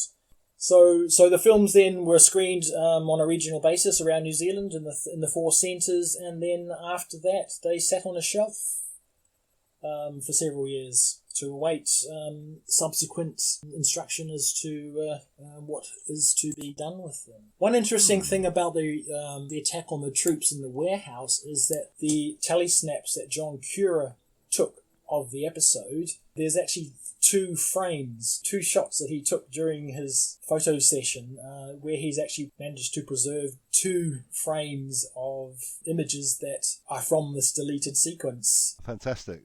How lucky is that? Right, so what happened to those prints after New Zealand? You said they sat on the shelf for a while. Well, they sat on the shelf until 1972. Between the New Zealand sale and the Singapore sale, there's Sierra Leone. I would think, therefore, that the film prints that went to Sierra Leone were the ones that Zambia had, despite there being a 2-year gap. So either the film sat on a shelf in the Zambia TV station for 2 years before being sent on to Sierra Leone, or maybe Zambia did send them back to the BBC. And then the BBC, because the BBC didn't know where sales were going to be, so it couldn't anticipate that the films would need to be left in Africa potentially waiting for future sales in Africa. Bear in mind, but by this point, Sure. a lot of the sales to the Commonwealth were drying up. A lot of the countries that were buying the series in Africa had stopped in '67 with at the end of season 2. So I don't think there was any anticipation on the BBC's part of where there were going to be sales. So they couldn't sort of send instructions to say, hold on to it or send it here, because they weren't really sure where the films were going to be needed in the future. So I would think that Australia held on to their prints, Zambia held on to their prints, New Zealand held on to their prints, just waiting for any future sales to be made. Sure. So New Zealand sent their prints to Singapore. That's correct. That is recorded in the film register for the New Zealand Broadcasting Corporation, and it says that the block of episodes from The Savages through to Power of the Daleks were sent to Singapore in February of '72. Sure. And Singapore broadcasted in '72? That's correct. Singapore had, by this point, already started screening John Pertwee stories. Yes. Singapore had aired seasons 1 and 2, so that's Unearthly Child through to the Time Meddler. And then and then several years later, they picked up the series again, but from the Highlanders. And they went all the way through to Ambassadors of Death and ran out. And I think what happened at this stage was the BBC was beginning to get to the end of the sales period. War Machines had a 7-year sales period from its original broadcast. So 66 plus 7 is 73. So what I think happened was the BBC needed to find... we're kind of getting into very, very tricky territory here, because a lot of the sales to the to the Commonwealth were all tied in with the royalties and the residuals that were paid to Equity and to the writer. And I kind of think that to get into the nitty-gritty of this topic probably requires maybe 2 or 3 hours worth of in-depth discussion. And I think maybe that could be something done at a different time. But to jump ahead, the War Machines, the sales rights period on War Machines expired in '73, and to do this really briefly and without the aid of a PowerPoint display, when the BBC paid the residuals to the actors who were contracted to receive some form of overseas broadcast payment, what the BBC did is to speed up the process, it would pay more than it needed to Equity. Sure. So a sale to Australia, in terms of what was owed to the actors who were contracted to receive some form of overseas residual, not all the actors would have had that in their contract. Those who did would have received 12.5% of their fee for a sale to Australia, okay, which is quite a sizable amount. A sale to New Zealand, they were paid, get this, 0.25%, and a sale... Sure. And whoa, sorry, 1/4 of a percent. 1/4 of a percent. So we've gone from 12%. 12.5% for Australia, 1/4 of a percent for a sale for New Zealand, and a sale to... Gosh! Get this, a sale to a British Commonwealth country was 1/8 of a percent. That's 1/8 of a percent of the fee that they were paid. So when you do the calculations, what would be paid for a sale to the British Commonwealth, you're talking shillings and pence. Very, very, very, very small amounts. So the BBC was probably wanting to avoid having to write all these small checks for these tiny figures. So what they did was, when a sale was made to Australia, the 12.5% had an additional 0.25% added to it. So in other words, they paid 12.75%. Because that additional 0.25% included either a pre-sale to New Zealand or 2 Commonwealth countries. It was just a way of speeding up the process. So rather than having to calculate each and every time a sale was made to the Commonwealth, it was going to be the same irrespective. It was always going to be 1/8%, whether it was to Sierra Leone, to Barbados, to Jamaica, wherever. So they made that payment in advance. So how interesting. the War Machines was due to be removed from sale in 1973, the BBC needed to ensure that it had actually got a sale for each and every of those pre-Commonwealth payments that it had made to equity. That's why Singapore suddenly gets this sale of all these old William Hartnell stories, because the BBC needs to get back the money it's paid for this pre-sale to a Commonwealth country. You're probably now wondering what relevance this has got to War Machines and Nigeria.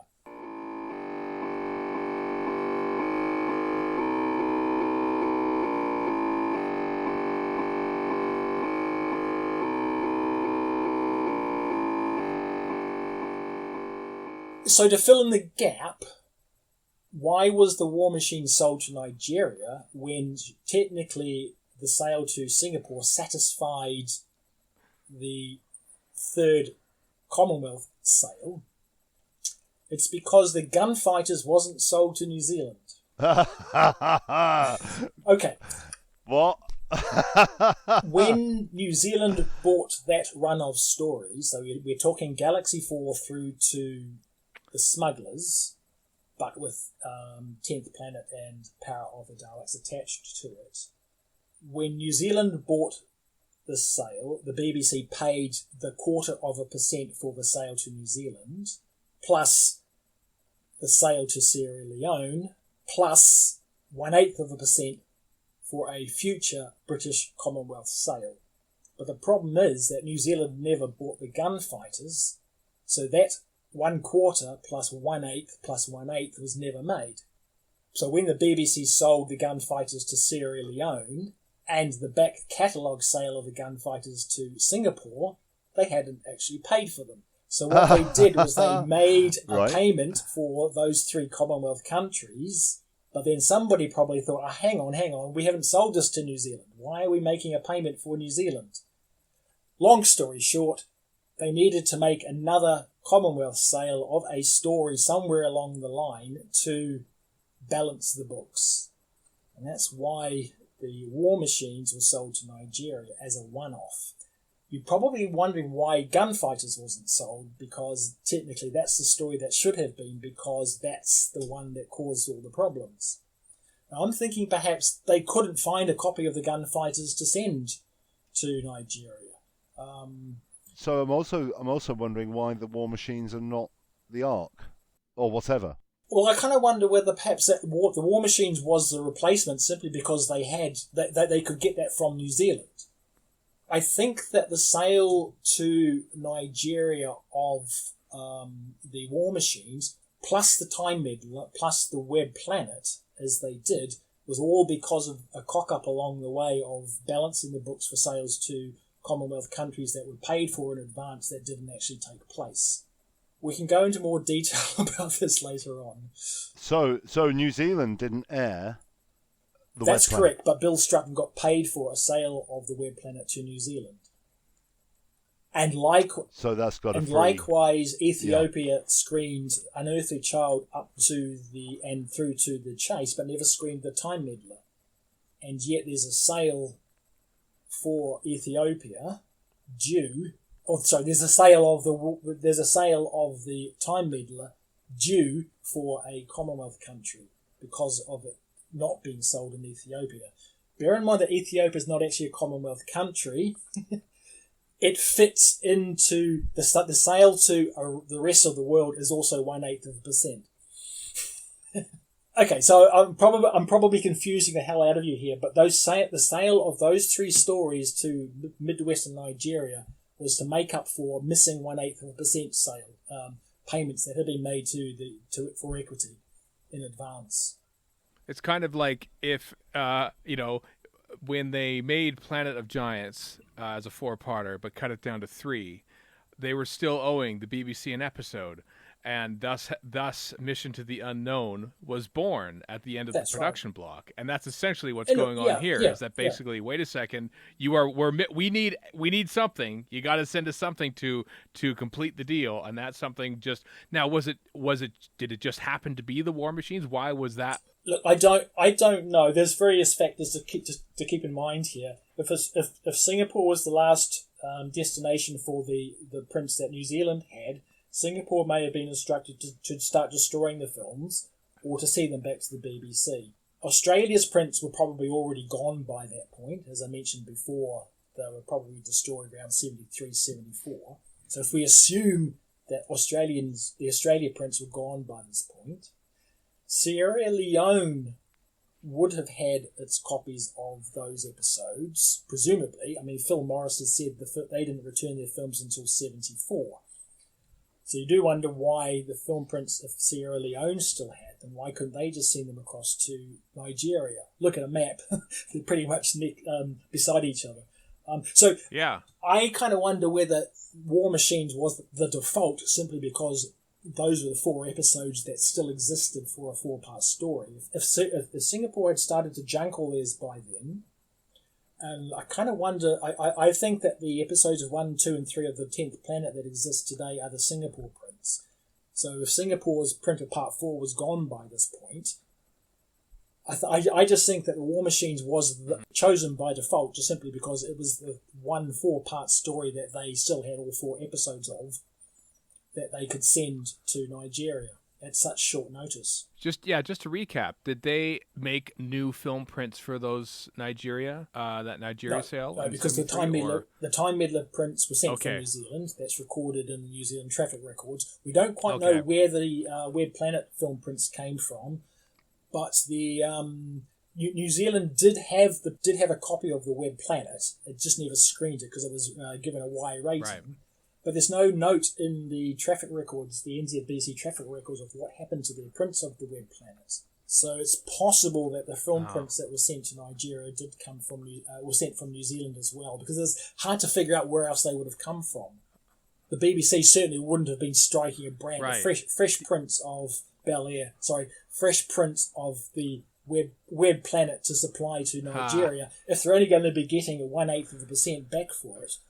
The only reason I ask is because the master tapes for War Machines were existing all the way up until 1974. They were the last original masters to be wiped, and I just thought maybe that would have been a reason. Oh, we still have the original masters for this. They also had Fury from the Deep, but that wasn't a 4-part story. And I was just speculating more about what existed. The cost to strike a brand new set of negatives and then make a brand new set of prints would not offset the 1/8% of a fee that they were trying to recuperate to recoup from the sale to Nigeria. So we haven't actually talked about Nigeria yet. So I find it interesting. I find it fascinating that there is somebody sat at BBC Enterprises who has a ledger of outstanding royalty payment or payments that have been already paid but not cashed in. And that person is somehow driving international sales of Doctor Who, taking a call from Nigeria saying, you need 4 episodes of Doctor Who, I've got just the thing for you. I find that really fascinating and different to what other Doctor Who researchers have said. The residuals and the royalty side of things has never really been properly addressed. I love it. It's quite a fascinating topic when you get into the nitty gritty of, to quote Dick Fiddy, of how the process of overseas payments and how they were made was administered. It's a complex thing. It's not complicated because if it was complicated, they wouldn't do it. We need to find that ledger, don't we? Well, the clearance history sheets do record a lot of this information anyway. The information's there. It's just a matter of interpreting it. But it's so watertight, and I like that. It makes sense. It makes the sort of mathematical sense that you're balancing out the books. There is a degree of chicken or egg here, because we know that those 3 stories ended up in that TV station in Nigeria. So the question is, did the BBC offer these film prints because they needed to find some patsy to take them cheaply? or did Nigeria ring up this TV station in Nigeria, which you have to remember was new. It only started broadcasting that same month that these episodes of Doctor Who screened. So it could have just been happenstance that this TV station rang up, say, hello, we're starting broadcasting, we need some programs, what have you got that's cheap? And as you say, somebody with a book there says, oh, hold on, we've got this problem of trying to find someone to buy these 3 random William Hartnell stories that aren't even consecutive. Here it is in our lap, falling in our lap. So there's probably some sort of toing and froing between the two, but the timing of it is too much of a coincidence not to be connected. So Nigeria at this point is a large country, and it's got several TV stations which are independent, correct? That's correct. What you have to realise with Nigeria is the Nigeria of the then is not the same as the Nigeria of the now. Sure. It was, back in the mid-60s, it was a country that was made up of 4 individual states. Right. Those states then got divided up into even smaller states. So by 67, there were 12 states. Right. Some of those states then got divided up even more, and so by the late 60s, early 70s, there were 20 individual states with their own capital city. Wow. And each of them had their own television station. So the TV station that aired these episodes of Doctor Who, which was called Midwest, which is in the Bendel state, which is in the central south of the country. Its capital city is Benin City. Why is it in the Midwest of the country? What you have to also bear in mind is that a lot of these TV stations are close to the border of the neighbouring states. So it was originally Western Nigeria. It got split in half, became Bendel State. So it's Midwest. So it's... I can't believe you've got an answer to that. I was being a clever dick. So it just encompasses that area of the country. So this TV station actually started broadcasting in April of 1973, which is when those episodes of Doctor Who were on. So it's a brand new TV station. These episodes of Doctor Who are pretty much one of the first programs that was airing when it started broadcasting to probably 100 people. Yeah. Are we assuming it was Midwest TV, John? When I accessed the newspapers at the Library of Congress in DC way back whenever it was, 2009, I just pulled up all the Nigerian newspapers that they had, just looking for any listings for Doctor Who, and I found them. I found a run of Doctor Who screening on a TV station called Midwest TV, which subsequent research has shown that this is the Bendel State station. And it started transmitting in April of 1973. And the newspaper I accessed contained listings for several of the Nigerian stations. There was NBC, Kaduna TV, and WM TV. And one of the regular programs that was listed was called Children's Time. Right. And it screened Mondays, Wednesdays, and Fridays between 6:30 and 7 o'clock. Right. But then on the 30th of April of 1973, the listing for that, the listings now read Children's Time Doctor Who, and it's now running from 6:30 to 7:30. An hour. For an hour. And there are listings of that nature, Children's Time, Doctor Who, all the way through to the 2nd of July of 1973, which is the Monday. And then from that point on, there are no more listings for Children's Time, Doctor Who. It was replaced by the Flintstones. That is a run of 10 weeks. But the question is that hour block all Doctor Who, or is it the Children's Time, whatever that is, plus Doctor Who? So although it's a scheduled hour, Children's Time might be the first half hour. Children's Time probably being something like Play School or Sesame Street. Some sort of, kids' cartoons, that sort of thing. Followed by half an hour of Doctor Who for 10 weeks, or is the entire hour all Doctor Who for 10 weeks? We don't know. There's no way of telling. Because, the reason why it's hard to tell is because the sale of Web Planet, Time Meddler, and the War Machines are all notated in the sales paperwork as being in July of 73, but with different dates, and there's a different invoice number. So the assumption is, of course, that these were all sold to the same TV station. There's no reason why they weren't, but that's 14 episodes. So we've got a 10-week run of listings. So either the listings are inaccurate, and there were actually additional, because it's only 10 weeks. So where's the other 4? So either the listings themselves aren't that accurate. Bear in mind, this is a new TV station. This is the first time this TV station has been included in this newspaper's TV page. So there could be some sort of printing hiccups along the way. Okay? So we can't really be certain that the TV listings that are printed in the paper are 100% accurate. Sure. Because there are anomalies. But it's a 10-week run. We've got 14 episodes to account for. So if it was 1 episode a week, then 4 episodes didn't screen. Or if it was 2 episodes spliced together for 10 weeks, that's 6 too many. So were there some weeks where no episode of Doctor Who screened?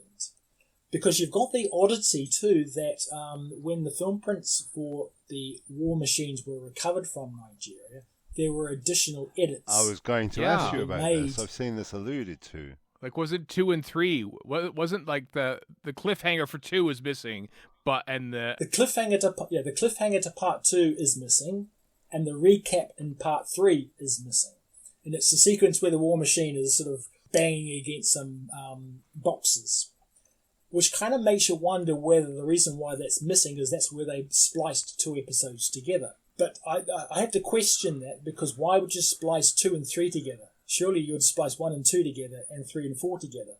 Unless you're a new TV station and you're not sure what you're doing. Unless you're a new TV station who's not really sure what they're doing. So again, there's some weird anomalies along the line here. Also, the Time Meddler Part 1 was missing the whole bit at the beginning where the Doctor and Vicky find Stephen. In the recovered episode, it jumps to the TARDIS materialising on the beach with the monk watching. That whole sequence in the TARDIS has been completely trimmed out. New Zealand may have done that, but I don't think they would have, because the duration of the film print that's recorded in the station log is the full running time, whereas all the other episodes in the station logs for the duration. So the cut episodes are shorter than they should be, but part 1 is the same length as the correct length. It should have a shorter length if that TARDIS scene was removed in New Zealand. So the question is, who removed the TARDIS scene and why? Can I ask a Time Meddler question? And I know this is slightly off topic, but the first time I saw the Time Meddler on YTV in Canada, that initial TARDIS scene was cut out. It was the opening credits of Vicky checking the clock while the opening titles went by, and then they cut away from it. And when they cut back, that whole bit of who's hiding in the TARDIS scene was gone. That's right, because the film prints that were recovered from Nigeria went straight into circulation. Okay. Pretty much went straight into syndication. It was only later that another copy of Part 1 that retains the TARDIS sequence was returned by Ian Levine, who already had it in his possession. You ruined my first viewing of it. Okay, thank you for clearing that up. Thank you for clearing that up. So the screenings in Nigeria are iffy at best, because there's too many anomalies about what exactly screened in those 10 weeks if the newspaper listings are accurate. John, a wise man once told me that it was a misnomer that BPTV, JOS, I think it was commonly said that JOS screened The Abominable Snowman, The Web of Fear, The Wheel in Space, and The Enemy of the World. Sorry, I've got them in the wrong order. And yet this was a misnomer and an assumption, and in fact the top sales sheet for The Wheel in Space is missing, so we don't have any of this correct date information or indeed an invoice number, and therefore it was assumed to be there. But the wise man once suggested to me that if there were 20 half-an-hour slots at Midwest TV, that in fact Wheel in Space could have gone there, and therefore not have been found in JOS in 2012. That's right. So because the top sheet, the sales sheet for Wheel in Space is missing, we don't know when the sail to Nigeria took place, what the date of it is. Will it have the same date as the other Troutons, or will it have a date in 73 along with these Hartnells? Unfortunately, because the Wheel in Space featured no music, it was all sound effects, there were no residuals paid or royalties paid for music, so the surviving paperwork for the music clearances doesn't exist for Wheel in Space, and or at least doesn't exist for Nigeria. I think one exists for Australia, because going back to residuals and royalties, when a sale is made, the BBC's contract department is still advised of the sale. It's up to them to investigate whether or not a payment is required to be made for the use of any music on it. So the documents of the memo between Enterprises and the Copyright Department exists for the sale of Wheel in Space to Australia and Singapore, and I think New Zealand. It doesn't exist for Nigeria, which would, if it did exist, would have a date on it. It would be dated to let us know exactly when that notification was made. So we're in this kind of limbo of we don't know. we know a sale was made to Nigeria simply because it's in other paperwork. Yeah. But this paperwork isn't dated, so we've got no context. So it is possible that the Wheel in Space was sold to Midwest, not to Joss. Sure. And that makes up the 20 episodes that were screened in Midwest in 73. Sure. And we also know that the Dominators and the Crotons sold to Nigeria. Do we know where they screened? No, I've not been able to find any.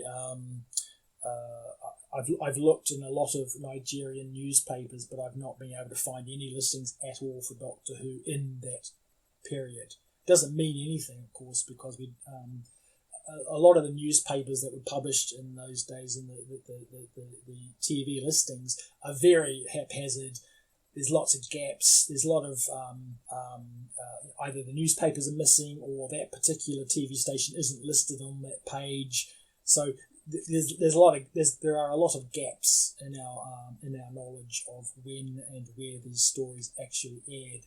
Well, John, I find it remarkable that we don't have a lot of gaps because of the work you've done. I think this is absolutely remarkable archaeology. I really do. I loved reading how you tweak it and move all the dates around and look at all the stations. I think it's absolutely commendable work. I think it's fascinating. That's terrific. So how did they come to light then? Why do we now have a DVD of the War Machines and they're not sat there waiting to be discovered? Yeah, we know that Doctor Who was sold to Nigeria because it's in various paperwork, bits of paperwork, even the making of Doctor Who back in 1972 lists various countries that was sold to. Nigeria is included.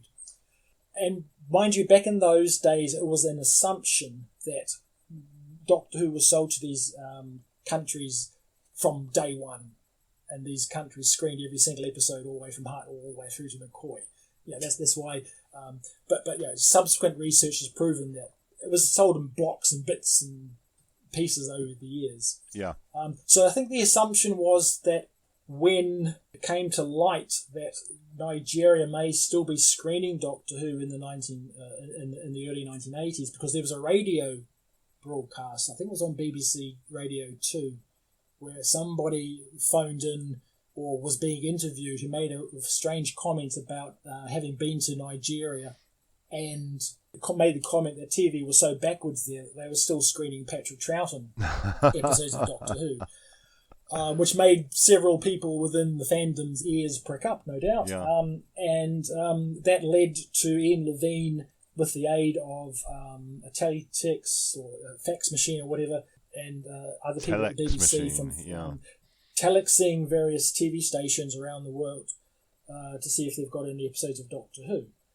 And they got a reply from Nigeria, and long story short, those three stories, Web Planet, Time Meddler and the War Machines, were located somewhere, we don't know where, were located somewhere in Nigeria and were duly returned to the BBC. By this point, of course, the BBC already had a copy of a copy of David G's film print of Part 2, which had been returned by this point already. So Part 2 existed in the archive but it was a fairly bad copy of a scratched print. So these film prints of part 1, 2, 3 and 4, which were the New Zealand prints, which had been sent to Singapore, which had then been either sent to the BBC, who then sent them to Nigeria, or Singapore had sent them to Nigeria, we don't know, were duly returned with all their bits missing. Lots of bits missing. I suppose it's a point of mild frustration that when these 8 missing Doctor Who's came back from Nigeria, that in Nigeria were still Marco Polo, The Reign of Terror, The Crusade, Enemy of the World, The Web of Fear, The Abominable Snowmen, possibly Wheel in Space. Yeah, it's a bizarre thing is that the fact that these 3 films were tracked down, you do have to wonder how broadly they looked, because those film prints were sitting in Joss all that time, presumably. Yeah. So why were they not found at the same time that this telex came through? So the thought there is that we could have actually had Webb and Enemy of the World returned in the mid-80s. Earlier on, had there been a bit more of a search going on. Do we have Ian Levine's international phone book from 1984? Find out what number he telex. It's incredibly frustrating, isn't it? And yet good. I mean, don't get me wrong. He got them back. It's just a great pity that further research wasn't done then. Well, going back to my, as you say, you do wonder why, if the assumption is that there were other episodes of Who sitting on a shelf there, if Webb and Enemy were in Joss all that time and weren't found, you've got to wonder where Abominable Snowman was and where Wheel in Space was. But if the assumption is that Wheel in Space was actually sold to Midwest in 73 rather than Joss in 74, the only way that would be possible is if the film prints were then sent on somewhere else. And the only other country that aired Wheel in Space after this period of time was Gibraltar. When you look at a map, draw a line from Nigeria directly north, you pretty much hit Gibraltar. It's not impossible to think that that's where the film print went afterwards, which is why it wasn't found along with Webb and Enemy back in Joss when it was. Because Gibraltar missed it first time round. Is that right? It's another one similar to a Hong Kong where it falls out of sequence. That's right. Gibraltar stopped screening the series. I have to check my book here, but I think they stopped screening it with Time Meddler. And then they didn't return to the series again until season 6. So there was a big jump. And then after screening season 6, and I think they started screening the Pertwees, like Singapore, they went back. And I think it's the same. I think this is all part of the same thing. There was an imbalance in the equity payment that needed to be fulfilled by another Commonwealth country. Right. And so Gibraltar took the option of buying up these older episodes, and which they then screened way out of sequence, which would have been 73, 74. So again, it ties in with when these episodes reach their 7-year expiry date.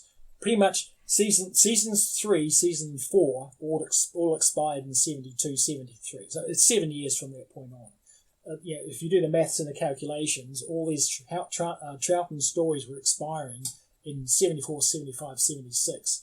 And you see this in the sales. You've got sales to Nigeria late in the day, sales to Singapore late in the day, sales to Nigeria, Zambia late in the day of the last 3 Troughton. So it's you can see the wheels turning behind the scenes of, we've got to make these last minute sales to recoup our costs for these prepayments we've made. We'll flog them off to somewhere in Africa. Uh-huh. John, fascinating stuff. horrifying yet fascinating, because when you talk to, when you listen to a Philip Morris, you think they might be still somewhere, and with your ruthless mathematical efficiency, you tie everything up with a bow, and it all makes a horrifying sort of sense. Oh, brilliant.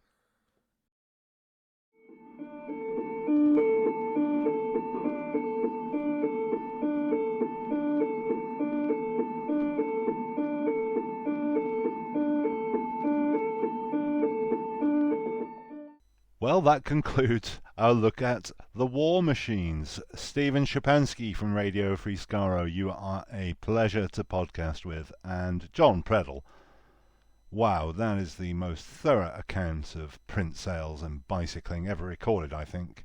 Thanks so much for coming and putting all of that on the record. Amazing. And thank you for listening.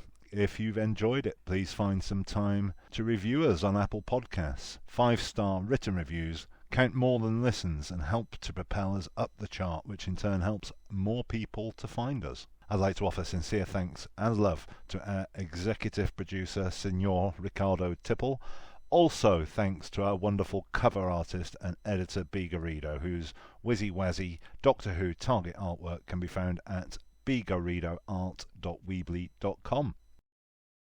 If you'd like to help cover our costs and keep me in custard creams, head to www.patreon.com/missingepisodes, where you get early access, the patrons have had this for a month, and other goodies such as our indecently dishy and thorough Omnirumour timeline, and for our middle tier Mighty Kublai Khan patrons, live Missing Episodes chats.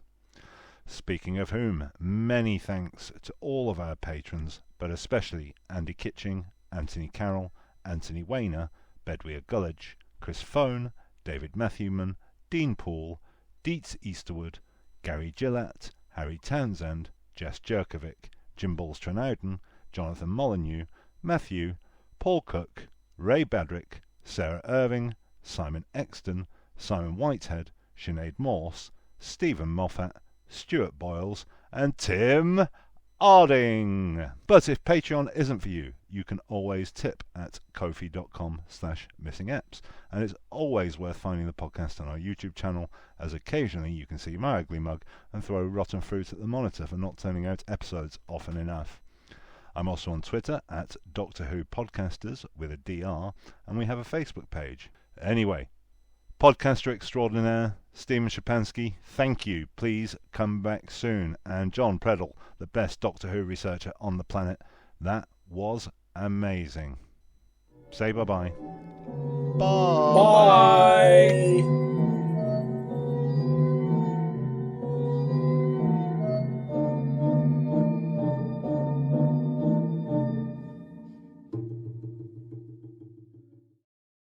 It's in its novelization. Mm-hmm.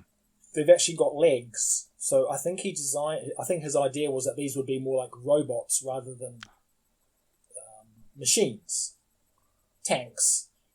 In the book, they've got legs. Yeah. There's no recall. It's been a long time since I've read it, so anybody can correct me on this point. But at the end, there's the whole scene where how did he names it Volk, VOLK. And there's a scene in the last chapter where it goes up in the escalator, up in the elevator, and it talks about walking in. Yeah. Unless it's Volk is a different type of war machine that has legs. Doodly doodly doodly doodly doodly doodly. Now, Dodo. By the way, listeners, I've stood outside the Fitzroy Tavern with John. With the post office tower looming over us, and yeah, he does it in real life. Is very quiet. Yeah. I've got a lot of new research along these lines. I've been working on this for years, but I finally gotten hold of some paperwork that I've been desperately trying to get hold of. And when I read it and I found it, I thought, holy